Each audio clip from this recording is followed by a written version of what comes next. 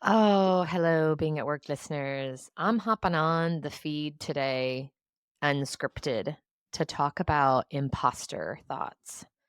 Imposter syndrome is such a hot topic right now. You hear so much about it all over. So, not surprising, last week, was it last week or the week before? I don't know. Several days ago, I was with a group of leaders in St. Louis as part of a roundtable group for project managers.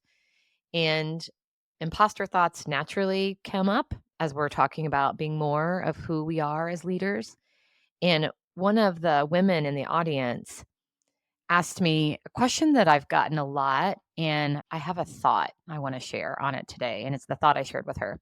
She asked me, Andrea, how do I get over imposter syndrome? And I listened to her a bit and I could very much relate to the fear and the struggle and the challenge that I heard in her experience. And I said to her, I don't think we do get over it. I don't think getting over it is the goal. Maybe we do end up getting over it, but I think in our striving to get over it, we exacerbate it. So instead of trying to get over it, why don't we stop trying to get over imposter thoughts and recognize those doubts as part of the normal human experience? And I have a why behind that. Over the last 5 years on this show, every other Thursday, as you know, I host an executive and I ask him or her, tell me about a pivotal moment in your career that taught you a lot about yourself and your leadership. And so to date, I have interviewed and connected with over 160 executives on this show. And these are like badass leaders.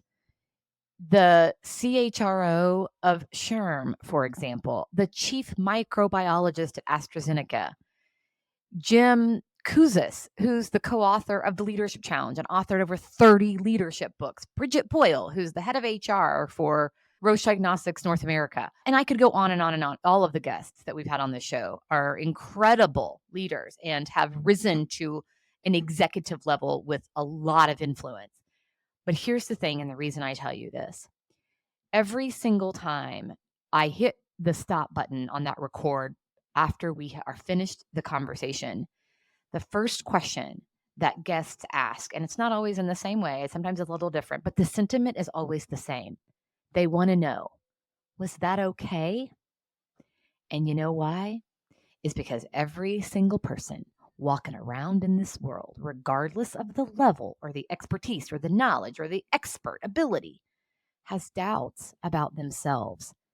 Feeling like an imposter, feeling lucky to have gotten here, feeling uncertain about what we're doing is the human experience. So we're not going to get over it until we're no longer here. Instead, let's recognize it and give ourselves grace for it.